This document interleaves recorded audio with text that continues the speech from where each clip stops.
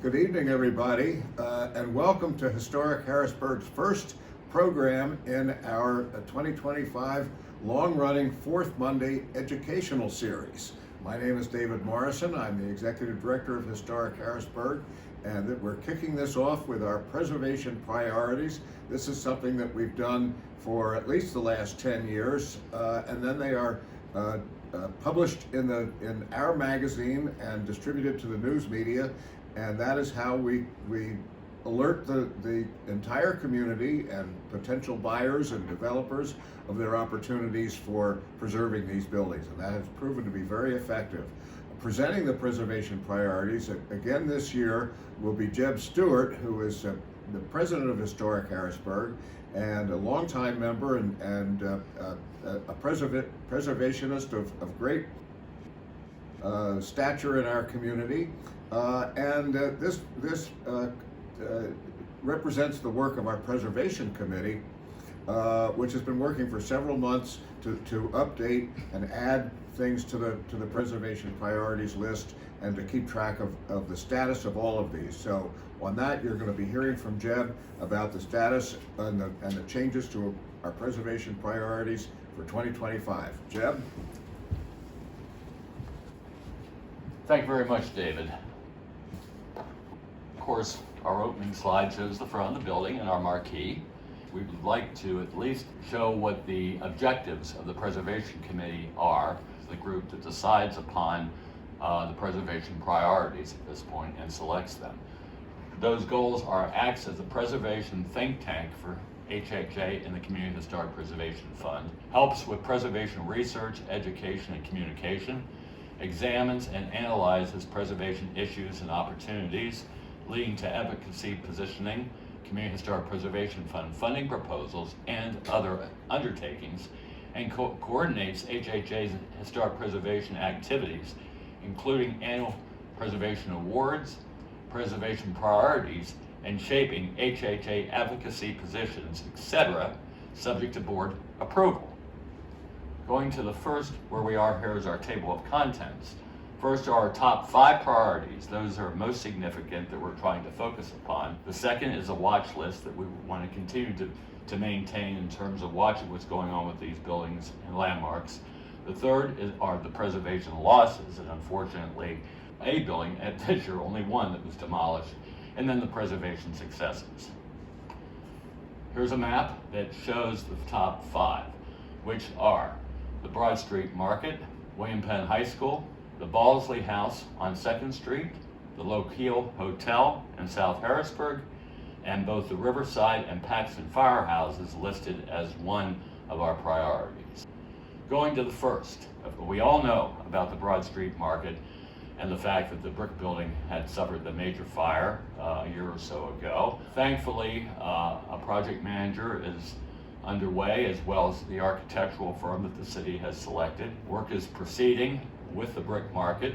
However, we want to make sure it's proceeding in a way that recognizes the significance of this National Register building. Both it and the stone building are listed in the National Register of Historic Places. So it's very important that whatever is done to the brick building is done in kind, so that both its roof structure, its window structure, the building envelope is the way it was before the fire occurred and is restored as such. The stone building equally significant, and we hope that in doing the brick building, more work also will be done to the stone building and bringing it to a state-of-the-art condition that, now that the opportunity presents itself, that will occur. Moving on to William Penn High School, obviously this has been on our list before. We all know that it's been sitting, unfortunately, unused and deteriorating. The task force that was assembled has been working with the school district in trying to find ways to reuse the building. The school district has halted its demolition plan that it earlier had advanced, and at this point they are not looking at trying to list it in the National Register of Historic Places. They want to put that on hold for now, but 2 unsolicited proposals have come forth and the school district is actively reviewing them at this point, and we have to stay tuned to see what happens next. The Balsley House at 220 North 2nd Street is kind of part of Restaurant Row. It's one of the oldest buildings in Harrisburg. It's languished for a number of years. It's starting to deteriorate because of its age, its significance in terms of being one of the oldest, and its location, because there are a lot of opportunities right around it that we want to continue to make the public aware of its existence, and the fact that there's going to be a county upset sale in July of 2025, which may be an action that will help something that will occur that will make the building available. The Lochiel Hotel in South Harrisburg. This is between Cameron Street and the river, way in the southern part of the city. It's kind of sitting there by itself. It's on the Greenbelt. It's on the Capital Region Greenbelt, which is important to note. The building was built probably in the early 1870s. It was originally called the Paxton School. It was there to serve the children of both Hungarian and Italian immigrants who were working in the factories in South Harrisburg. That was its original purpose. Later it became a pub, a restaurant, a place for blues bands and other uses. Unfortunately, it's vacant now. It is deteriorating. I think the codes enforcement for the city is on top of this, and we want to see something happen, and the public should be made aware of it. The two fire stations, again, which is our fifth preservation priority collectively of the two. The first, the Riverside Firehouse at 320103 North 4th Street, owned by both the Redevelopment Authority and the City of Harrisburg. There are two parcels there. One's the city's, the other's the Redevelopment Authority. We'd like to see the city consolidate those two parcels into the Redevelopment Authority so that it can be sold through an RFP process for redevelopment, and there's a lot of interest in this building. The other is the Paxton Firehouse on South 2nd Street. It kind of forms as the gateway of the city. It's a cool building, architecturally Art Deco in style. Again, it's been vacant for a number of years, and the city's well aware of it too. And we want to make sure that it stays on our list, get it out there, see if there's any interest that may evolve through our continued focusing on it. Moving on to the watch list, beyond the top 5 priorities. The first being the Myra Lloyd Dock House at Front and Riley Streets. Of course, Myra Lloyd Dock played a significant role in the City Beautiful movement in Harrisburg in the early 20th century. There's a state historic marker across the street, and also one of the city's outdoor exhibits focuses on Myra Lloyd Dock. The two buildings, but they consolidated into one deed owned by Dilks Properties. The building is deteriorating, and it's a landmark. And hopefully something will happen with it. We want to make sure the public's aware of it. The former Hajuk Umuna Synagogue on Division Street has been languishing for a number of years. It suffered a major fire. It's boarded up. It's a newer structure, but it's still historic. It was built in the 1950s. Of course, the synagogue built its new synagogue, resulting from this fire at Green and Vaughn Streets. The synagogue no longer owns the building, and we want to make sure the public's aware of it. The Central Publishing House at 100 North 13th Street. This is a building that's been vacant for years. It was originally the publishing house of the Church of God, and that was the purpose for that building. It would be a great candidate for adaptive reuse. We want to make sure, again, that the public's aware of it. Bartholomew Devout Mansion on Hummel Street. Really a neat building, Second Empire in architectural style. Devout was an early leader in the city of Harrisburg, a civic leader. He also did a lot to try to advance the development of Allison Hill. The building has been sold. It's in the process of being renovated for traditional housing, but because it's so important architecturally and historically, we want to make sure that the public's aware of it.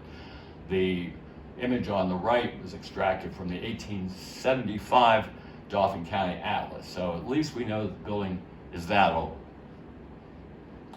Moving on to the Harrisburg State Hospital, of course, the state has advanced the plan to build major two laboratory buildings on the state hospital site, which will result in the demolition of a number of the historic buildings within the campus. However, 4 will be retained: the original administration building, what's known as the Dixmont Cottage that dates to the 1850s, as well as the former Dorothea Dix Museum, also dating to the 1850s, and the chapel. These two are the oldest buildings within the campus. The administration building is important architecturally, as is the chapel, and also concerned about maintaining the patent arboretum, which surrounds these buildings, which is a wonderful tree canopy of important trees. So we want to see how this unfolds, and we want to keep it to the public's attention. The Prospect Hill Cemetery Gatehouse at the end of Market Street. It's a historic relic from the 1876 centennial in Philadelphia, and it was moved to Harrisburg. Really a very interesting building, a cool building right at the end of Market Street, so it's a very high-profile building. It has been damaged over the years, cars kind of knocking into it. Unfortunately, the owner has indicated that she's going to restore the building, and hopefully it will be used and occupied. The Camp Curtin Church on North 6th Street. We focused on this building before. It's individually listed in the National Register of Historic Places. It was a priority before, however, it's since been purchased by a religious organization that is doing work to the interior of it and hopes to have it open for services within the near future. What was the old state police headquarters building on Hurst Street, and actually this adjoins it, it's in Susquehanna Township, but the city's right across the street, the city line. It's a cool building. It was dedicated in 1930 by Gifford Pinchot, who was governor of Pennsylvania at that time. The owner apparently is trying to do something with it in terms of residential. And I want to also mention the diner, which is just below it, used to exist across the street. Recently, the diner was moved just to the west of the primary building. It's all on the same property. The owner of the diner, the owner of the state headquarters building know each other, they're partners. There is a preliminary plan filed with Susquehanna Township for the redevelopment of both. We'll just see what happens in that regard. The Market Street Bridge, we focused on this before. Of course, the Department of Transportation has involved Historic Harrisburg to comment on the utility bridge, which is proposed to be constructed just to the south of the Market Street Bridge in order to accommodate the necessary infrastructure, fiber optic lines, and other communication lines that have to feed from the West Shore into the city. We've known about this, we've commented on it. You can see on the right is Historic Harrisburg's key points that have been given to the Commonwealth, and we are a partner in trying to come up with a plan, and they have incorporated our comments into their study. The 19th Street Armory on South 19th Street, it's owned by the city of Harrisburg. It is listed in the National Register of Historic Places, so if it is renovated, rehabbed, or whatever, the historic tax credits would be available as an incentive for rehabilitation. So we're just hoping that something will happen with this building. The Cumberland County Railroad Bridge has been vacated as a railroad bridge for years. It had been looked at as a possible linkage for light rail into the city, and it could be other uses too for that matter, a bus lane, bicycle lane, and other uses that could be recreational in application. Don't know what's happening with it, but we want to watch it, and it's a significant bridge and gateway to the city. The Historic Peace Church at Trindle Road and St. John's Road in Hampton Township, very historic structure. The Commonwealth, the Pennsylvania Historical Museum Commission, wants to sell it. They've been working very closely with the Friends of the Peace Church, and PHMC has agreed to transfer the ownership to the Friends. Historic Harrisburg has been involved in working with the Friends in this regard, and if this occurs, we're hoping that we can move this to one of our preservation successes. The J. Donald Cameron Mansion, front and State Streets, major landmark in the city, both historically and architecturally. In fact, it's been said that Ulysses S. Grant used to visit J. Donald Cameron in this house, which is really cool. It's been on the market for sale and or lease for a number of years, and nothing so far has happened. So we want to continue to watch it and also to make sure it's not going to deteriorate. The Nauman Mansion, another Front Street significant property that was sold recently for adaptive reuse for residential. That's ongoing right now. We want to keep it on the list to make sure that any exterior alterations or changes to it are compatible with the building if the architecture of the building, if anything should occur in that direction. So we want to keep it on the list for that matter. The Myers Mansion, another landmark, Front Street Mansion, that's owned by the Dauphin County Bar Association. Of course, they vacated the structure and have, and it's on the market for sale. We don't know what's going to happen. It's an important building architecturally, Queen Anne in design, and again, a Front Street landmark, something we want to continue to watch. The Bishop Bridge, a bridge that goes across the Yellow Breeches Creek, a historic bridge owned by both Cumberland and York counties, which is interesting. It's for sale, and it could be demolished if it's not sold, that someone could disassemble and relocate somewhere else. So again, it's a historic bridge that we want to continue to watch. The First United Methodist Church on Bow Street has been renovated for adaptive reuse for residential. We're just waiting to see if it's going to be occupied. And that's the issue right now, to see if an occupancy permit will be granted and that the apartments will be used within the building. Again, another great candidate of an adaptive reuse of a historic structure. And the former St. Paul's Methodist Church on Vine Street was owned by the St. Mark's Coptic Orthodox Church. In fact, they still own it, but they found that there was another church in the city that better served their purposes. So they still own it. It's for sale, although it is starting to deteriorate. So we want to make sure that we keep this on the list. It's in northern Shipoke, as it were. It's part of that of the Shipoke Historic District. So again, something to monitor.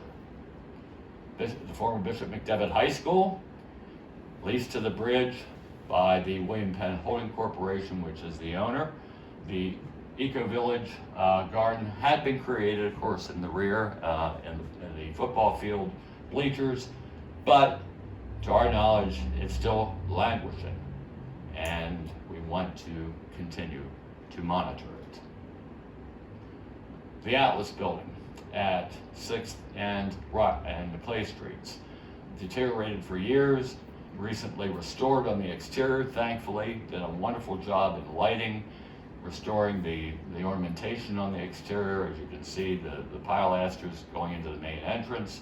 However, the interior has not been used at this point. It's ready to go for a user or a buyer, but we're not quite sure what's going to happen with it. So we want to, again, continue to keep it on the list.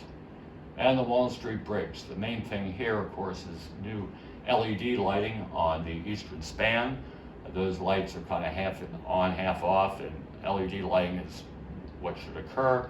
And we also want to keep the western span still alive, not knowing what may ever happen with that in terms of linking that to the West Shore. Something that hopefully will be something that can be explored successfully in the future.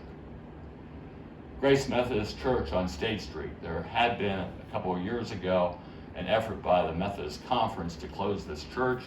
Thankfully, the congregation stepped up, got themselves kind of reorganized, brought in a number of partners, brought in a consulting operation out of Philadelphia to try to find ways in which the building can be used, both with respect to the sanctuary and the use of the sanctuary, but also the Sunday school rooms in the past. So good things are happening with Grace Methodist Church at this point. And finally, the former German Jackson residence, of course, they collapsed a couple of years ago. The Bethel Village apartment facility is being completed to the right. Of course, the Jackson House restaurant on the left. You can see that the space where the house had collapsed is still there. The owners of the Bethel Village want to try to recreate and rebuild the Jackson House, or at least to emulate its architectural style. So that's their intent. We'll want to watch it, and we hope that it will happen. Preservation losses, really there's only one that over the past year, and that was the Buck's Tavern, which is out on Jonestown Road in West Hanover Township. Very old property dating to the 18th century. Unfortunately, though, the township couldn't find a use for the building and has been torn down. So we've lost that one. As far as the preservation successes, there are two that are important. One is the Zembo Shrine Center. Of course, a number of years ago, it had been on the market. The guys up there, and gals for that matter, weren't sure what to do with it. They've since reorganized. They want to keep the building. They brought in a consultant to list it in the National Register of Historic Places. Historic Harrisburg played a significant role in working with the Shrine folks in getting that done. And they're trying to move ahead with a plan to further upgrade the building at this point. And the last one is the former Coca-Cola building at 17th and Holly Streets. Been on the market for years, was vacant for years.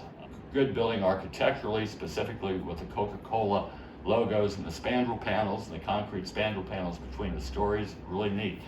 It has been sold and it's being used. Finally, great to see that happening on that stretch of 17th Street. So, with all that said, thank you very much, and we will move on one way or the other. We thank Jeb Stewart, and we thank the Preservation Committee for all the work that went into this presentation. And it will go out to the news media and be published in our spring magazine. I want to announce some of our upcoming programs. Monday, February 10th, we'll have a special Black History program featuring a conversation with Caleb Jackson, 95-year-old tremendous African-American historian here in Harrisburg. On Monday, March 24th, we'll have a special program, a Women's History Month program, on Myra Lloyd Dock and the Civic Club of Harrisburg's role in the City Beautiful movement. That will be presented by the president of the Civic Club of Harrisburg, Katrina Baltimore. It will be co-hosted by the Civic Club, and it will take place at the Civic Club's historic headquarters at 612 North Front Street. On Monday, April 28th, will be our special how-to program where Historic Harrisburg member Matthew Kenny will present a program on sidewalks, patios, and masonry for historic properties. That's Matthew is in the masonry business and has restored a number of structures and properties around the community. Also, during the month of April is our annual Artistic Expressions annual high school art exhibit, which will be here at the Historic Harrisburg Resource Center for the month of April, open to the public free of charge in our Dr. David Bronstein Gallery. And I want to mention that all of our educational programs this year are sponsored through the generosity of Historic Harrisburg member Mary Mills. Thank you very much, and we'll hope to see you at some of these upcoming programs.